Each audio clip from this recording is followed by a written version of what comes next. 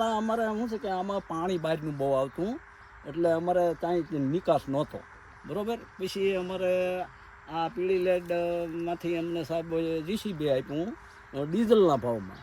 તે પછી અમે અમારી 300 ફેરા ધૂળ કાઢી અને પછી અમે ખેતરમાં પૂરી એટલે પછી અમારે મોલાજ બહુ સારી થવાની ભાઈ એ ધૂળ પૂરવાથી.